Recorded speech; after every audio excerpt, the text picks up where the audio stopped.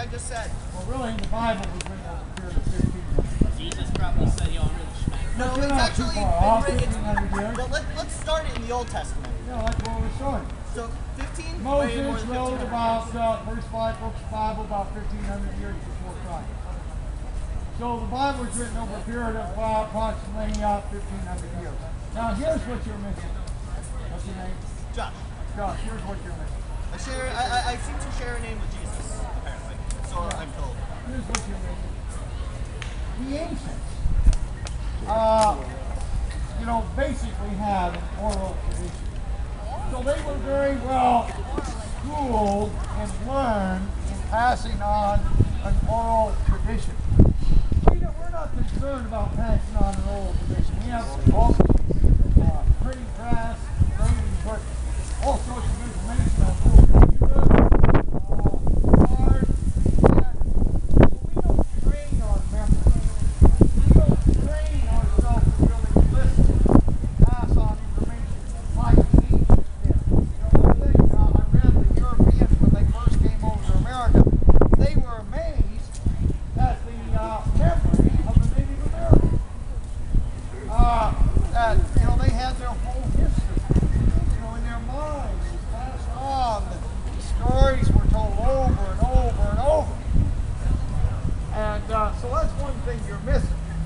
Now, the other thing, and so the telephone games, so ball back with them, what it worked. It worked with us for that. The other thing you're missing, Josh, is this. They claim to be writing by the inspiration of God. No, if they were just making up their own opinion, or they had their facts wrong or ideas wrong, there would be all sorts of significant contradictions in what they write. But the amazing thing about the Bible, 40 different writings, over 1,500 years, and 40 different books at least, and no significant contradictions. What? Right. What? What do you mean no significant contradictions? A full 5. Oh, tell me what. Okay, let's see.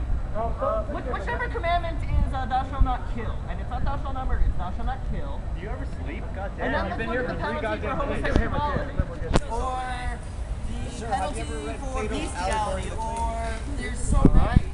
All right, I got the point. Brother Jet. I want to address that. Okay, Just based on that. Next, and you. Alright, sounds good. It's correctly rendered, thou shalt not murder. It's thou shalt not kill. The only translation I know of that has murder in there is the King James Version. So it's thou shalt not kill. Murder is unjustifiable homicide. Now, words have more than one meaning. So you want to find out the context. In the same context, the law of Moses, where he says thou shalt murder, does say, whosoever sheds man's blood, by man shall his blood be shed. Now, if you kill in self-defense, and you can prove that, no jury is going to send you to prison if you've done it in self-defense. We have people execute others if you kill in a just war, or a policeman kill and defending society. We don't charge them with murder. That's justifiable homicide. That's law. The first chapter, it says that God created man 7th day, and then next chapter it says man's been here since basically the beginning, first day. And what's that again? It's out of order. The first 2 chapters of Genesis, man is created in a different part. Both man is created on the 6th day of creation. Yeah, but then here's, if you look, what you got to realize is the Bible is not written in chronological order. It's kind of a general chronological order. But for instance, if you read a modern history book, a history book, American history book, might follow certain themes, take a certain theme, and from carry it from Columbus right up to the present day. Then they go back and pick up another thing. And so if you attempt to read the Bible and think everything is in exact chronological order. It's not. It's clearly not. So the Bible says in the first chapter, God created man out of the dust of the ground. Or no, in the first chapter it says God created male and female. And then the second chapter goes into some of the details of how God did this. God created man in his own image, the first chapter. So it's not a contradiction. You get the whole picture. Alright, Brother Jed. I wanted to follow up on something I asked a couple days ago. If I remember correctly, I asked that if God came down and said that gay people were okay now, that you said that would be kind of betray God, correct? It'd be kind to rebel against God, hopefully change God. What? And but if not, we would have to overthrow God. Yes. There's someone who did that before. Wait a His name was minute. Lucifer.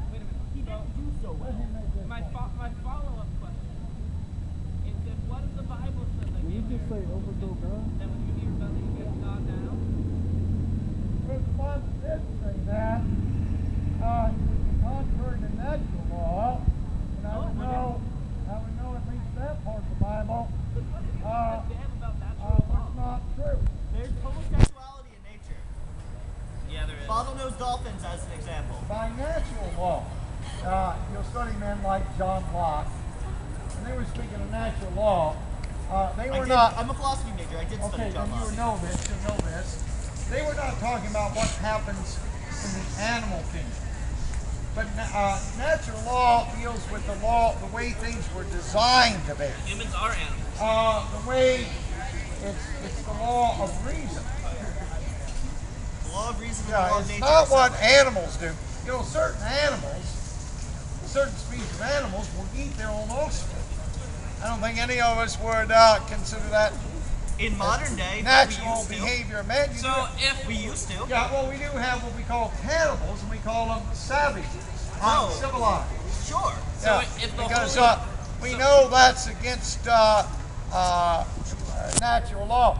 There are some animal species that eat their own waste. Yeah. Dogs. Yeah, dogs do that. You know why they do that? I can tell you why. Have you ever done it? No, but I have Why no not? evolutionary Hey, reason. animals do it. Would you like to know why dogs eat their own feces, sir? Because I have the answer for you. I know why they do it. That's their instinct. That's the way they're designed. Would you like to know why? I can tell you the exact reason. I have looked this up. I have done my research. Don't ask. Animal Planet. Okay, that's good enough. The reason dogs eat the feces is a evolutionary mechanism from. It's something they pick up from their mothers, actually. Pretty much, if a puppy.